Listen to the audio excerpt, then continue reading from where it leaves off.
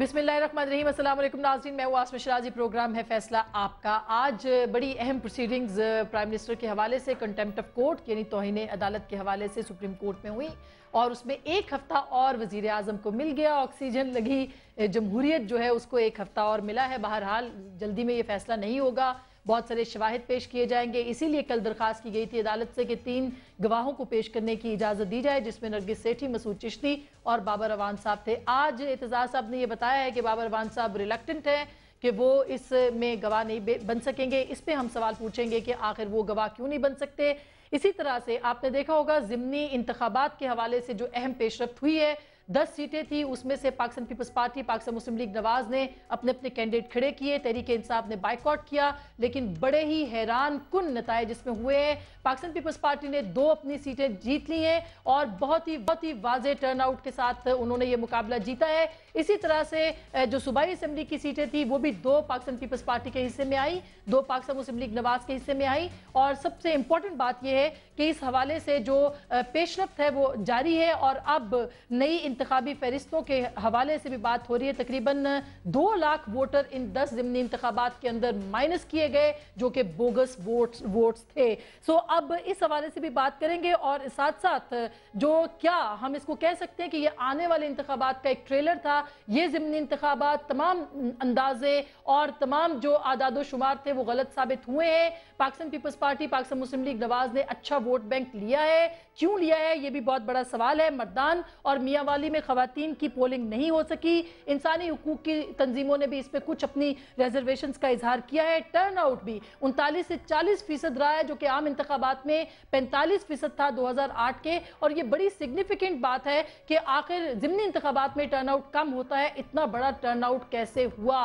अहम सीटें जो कि शाह महमूद कुरैशी साहब की थी, जावेद हाशमी साहब की थी, उसके ऊपर भी टर्न आउट ना सिर्फ मुनासिब रहा बल्कि बहुत बेहतर रहा। तो पाकिस्तान तहरीक इंसाफ ने जो बाइकआउट की बात की थी, क्या लोगों ने उनकी बाइकआउट की इस अपील के ऊपर कान नहीं धरे? ये वो सारे सवालात हैं जो कि हम उठाएंगे, लेकिन इससे पहले तब्दीली के लिए पोल आया है जो कि आपको मेंशन करना बहुत जरूरी है। और ये पोल इस बात के ऊपर किया गया था कि क्या अवाम के ख्याल में इलेक्शन के जरिए अच्छी हुकूमत वजूद में आ सकती है या फिर सड़कों पर इनकलाब के जरिए अच्छी हुकूमत आ सकती है। इसका भी हैरान कुन नतीजा निकला। इलेक्शन के जरिए से तब्दीली के लिए 57% लोगों ने वोट दिया और कहा कि ये तब्दीली इलेक्शन के जरिए होनी चाहिए। इनकलाब के लिए 33% लोगों ने कहा और जिनको पता नहीं था उनकी तादाद 10% थी। हम इसको क्या कहें, बहुत ही इंपॉर्टेंट और अच्छी बातें हैं पाकिस्तान की जमहूरियत के लिए। बहरहाल जो इंतखाबात के हवाले से सवालात हम उठा रहे हैं आपके सामने, सबसे पहले आज वजीर आजम के हवाले से बात करेंगे तौहीन अदालत की। बाबर अवान ने वजीर आजम का गवाह बनने से इनकार क्यों किया,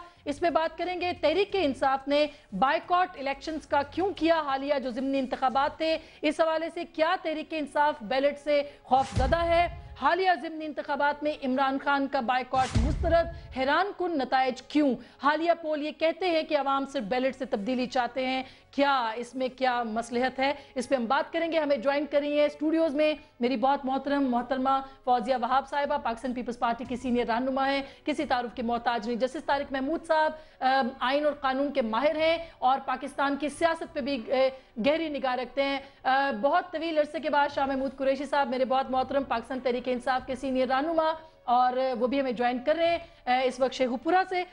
और हमारे साथ रहेंगे जनाब एहसन इकबाल साहब, पाकिस्तान मुस्लिम लीग नवाज के सेक्रेटरी जनरल, इस्लामाबाद से मुझे ज्वाइन करें। बहुत बहुत शुक्रिया सबकी तशरीफ आवरी का। और पहला सवाल तो मैं जैसा आपसे पूछूंगी कि आखिर बाबर अवान साहब की जो मामलात थे उन्होंने क्यों इनकार किया गवाह बनने से।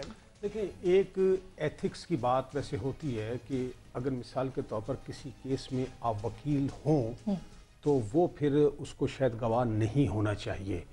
इतना ज़रूर होता है कि मिसाल के तौर पर अगर वकील ने उसी प्रोसीडिंग में कोई नोटिस जारी किया है दावा दायर करने, तो उसमें तो आम तौर पर आ जाते हैं।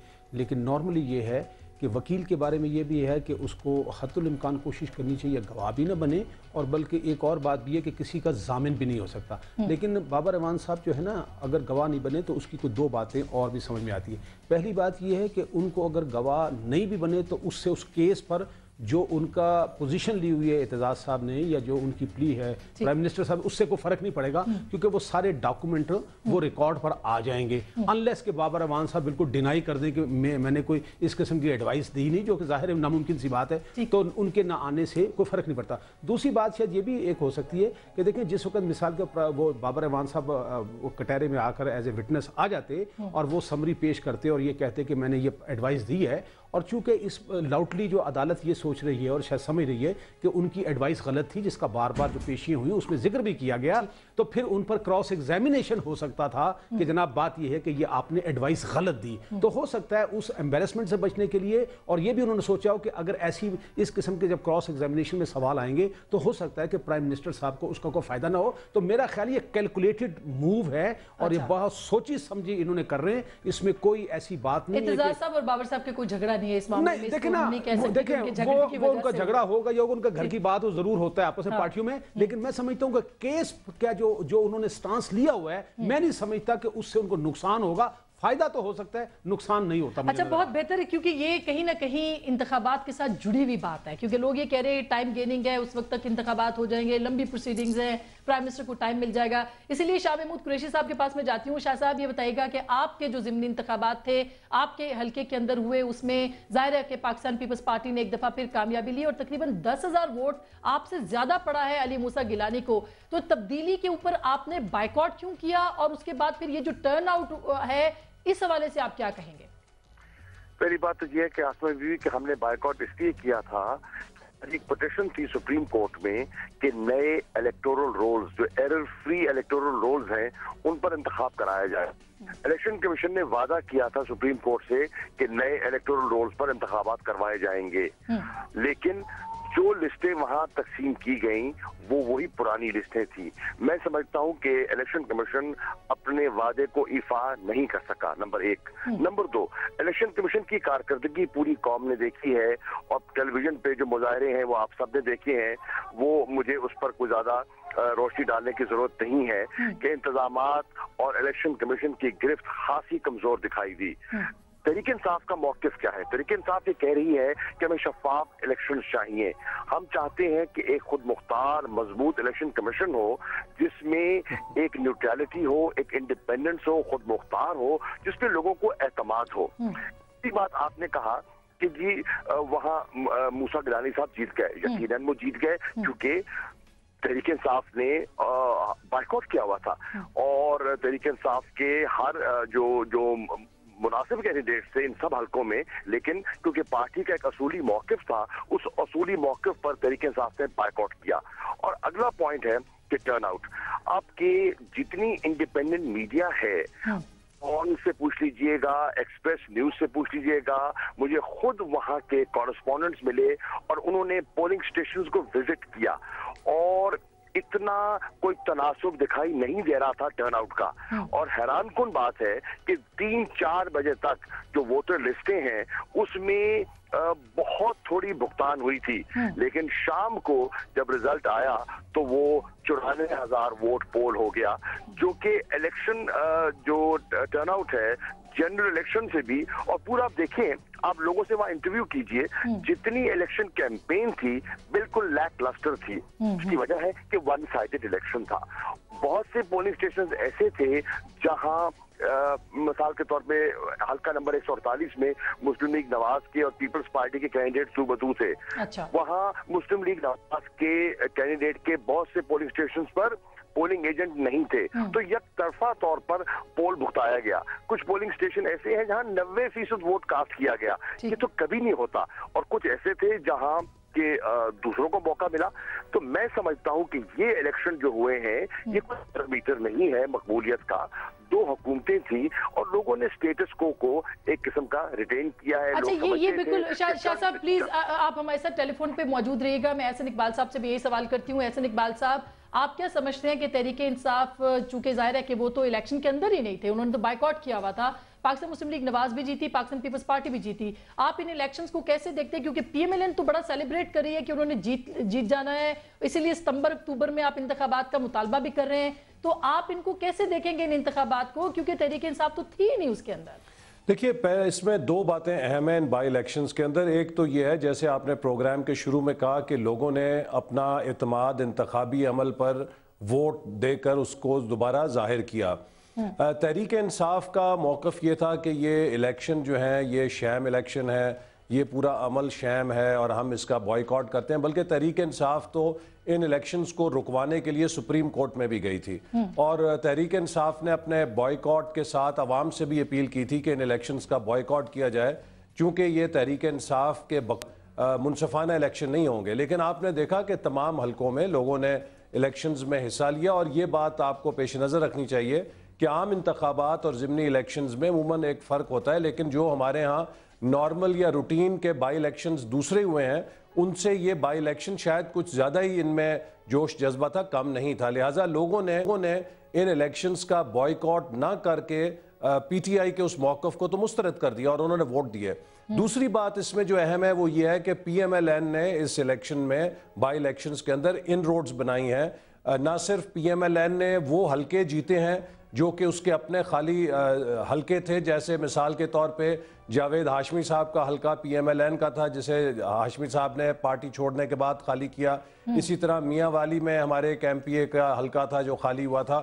تو پی ایم ایل این نے نہ صرف اپنے وہ حلقے جیتے بلکہ اٹک کے اندر اور قصور کے اندر دوسرے حلقوں میں بھی کامیابی حاصل کی. اسی طرح رحیم یار خان میں بھی پی ایم ایل این کے حمایت کردہ جو مسلم لیگ فنکشنل کے کینڈیڈیٹ تھے وہ جیتے. پی ایم ایل این نے اس کے اندر بہت ان روڈز بنائی ہیں, اور یہ بات سامنے آئی ہے کہ پیپلز پارٹی کی جیتی ہوئی نشستیں وہ برقرار نہیں رکھ سکی, وہ پی ایم ایل این وہاں پر جیتنے میں کامیاب ہو گئی ہے. اچھا میں یہ فوزیہ آپ کے سامنے رکھتی ہوں, کیونکہ یہ ابھی شاہ محمود قریشی صاحب نے بھی کہا کہ 94,000 ووٹ پول ہو گیا, اس کے اندر ان کو 83 ملا تھا, ان کو 94 ملا, اور انہوں نے تھوڑا سا مسٹرس بھی شو کیا پروسیس کے اوپر کہ اتنی زیادہ لمبی لائنیں نہیں تھی, اتنے لوگ باہر نہیں نکلے, اس کے باوجود اتنا ووٹ کہاں سے آ گیا. تو یہ ان کے شکوک اور شبہات ہیں. کیا ہم اس کو کہہ سکتے ہیں کہ سٹیٹس کو جو ہے وہ برقرار ہے ابھی تک؟ جی, ان الیکشن ریزلٹ سے تو یہی سامنے بات آ رہی ہے کہ عوام کا اعتماد ابھی تک اتنا ہی ہے جمہوریت پر, اور اس وقت جو ہمارا سسٹم ہے اس پر اتنا ہی ہے جتنا پہلے تھا. اور یہ جو باتیں لوگ کر رہے تھے کہ یہ دونوں پارٹیاں جو ہیں ان کا اعتماد, عوام کا اعتماد ان کے اوپر سے ختم ہو گیا یا ان کے پاس اب وہ سپورٹ نہیں رہی ہے, لیکن جو ٹرن آؤٹ ہے اور جو رزلٹ آپ کے سامنے آیا ہے اس سے یہ ظاہر ہو رہا ہے کہ اس وقت سٹیٹس کو ہے, کوئی تبدیلی نہیں آئی ہے, کوئی انقلاب کہیں دور دور آپ کو نظر نہیں آ رہا, اور انقلاب کی باتیں کرنے والے جو ہیں وہ خود بھی میدان میں نہیں اترے. تو لہٰذا میں سمجھتی ہوں ان کو بھی معلوم ہے کہ وہ جو باتیں کر رہے ہیں وہ صرف باتیں ہیں, اور حقیقت وہ ہے جو ہوا ہے اتوار کے دن آپ کے سامنے, کہ رزلٹ آپ کے سامنے جو آیا ہے جس قسم کا آیا ہے. اس سے ایک بات اور سامنے آ رہی ہے کہ ہماری قوم جو ہے اب بڑی چارجڈ ہو گئی ہے, پولیٹیکلی بڑی موبلائزڈ ہے. اس کا مظاہرہ دیکھا, بڑی اسلحے کا سامنا بھی ہوا لوگوں کو, وحیدہ شاہ کا تھپڑ بھی چلا. تو یہ تو ہمیشہ سے رہا, جو جیتنے والا ہے یا جو بھی کچھ آپ نے دیکھا یہ ہمیشہ سے رہا, لیکن لوگوں کا اتنا پارٹیسپیٹ کرنا یہ اس بات کی مظہر ہے کہ ہماری جو معاشرہ ہے اب وہ پولیٹیسائزڈ ہو گیا ہے, اور وہ اپنے پولیٹیکل رائٹس کا اظہار کرنا وہ جانتے ہیں. میں سمجھتی ہوں یہ بہت خوش آئند رزلٹ رہا ہے. تو سر پھر شاہ محمود صاحب, پھر اس کا مطلب ہے کہ جو تبدیلی ہے وہ تو کہیں ہوا ہوئی نا, لوگوں نے جمود کو برقرار رکھا ہے جو کہ چلا آ رہا ہے پچھلے 2 سالوں سے. ہونا تو یہ چاہیے تھا کہ آپ کے بائیکاٹ کی اپیل کے بعد آپ نے پہلی بار آپ کے پاس ہاشمی صاحب آئے, اور یہ بھی پہلی بار ملتان کے لوگوں نے دیکھا کہ دونوں نے مل بیٹھ کے پہلے شاہ محمود قریشی صاحب کو کچھ کہیں, میں تھوڑی سی بات اس میں ایڈ کر دوں. جی دیکھیے, مجھے ہمدردی ہے ہمارے جو سیاسی ساتھی پی ٹی آئی کے اندر گئے ہیں, جن میں شاہ محمود قریشی صاحب ہیں, جاوید ہاشمی صاحب ہیں, سردار آصف احمد علی ہیں. یہ لوگ پرانے سیاستدان ہیں, انتخابی عمل کے اندر یہ لوگ شریک رہے ہیں, اور انہیں اچھی طرح پتہ ہے کہ انتخابی عمل کے کیا ڈائنامکس ہوتے ہیں. اصل مسئلہ یہ ہے کہ وہاں پی ٹی آئی جس میں یہ گئے ہیں وہاں پہ کچھ کارپوریٹ سیکٹر کے بابوز ہیں جن کو انتخابی عمل کا نہیں پتہ, اور وہ بالکل انسینسٹیو ہیں کہ اس کے کیا ڈائنامکس ہوتے ہیں. میں سمجھتا ہوں کہ ان کی جماعت نے پی ٹی آئی نے اپنے ان امیدواروں کے ساتھ इनको कुर्बानी का बकरा बना दिया है इन इंतखाबात के अंदर इनका बाइकाट करा के। चूंकि देखिए इंतखाबी अमल के डायनामिक्स ये होते हैं कि जब आपका एक हलका होता है उसमें आपके साथी होते हैं, आपके वोटर होते हैं, आपका धड़ा होता है, एक दफा वहां पर वो किसी और के साथ जुड़ अच्छा, मैं जाए। एहसन साहब यही आपको रोकती हूँ क्योंकि शाह साहब से मुझे इस पे कमेंट लेना जरूरी है।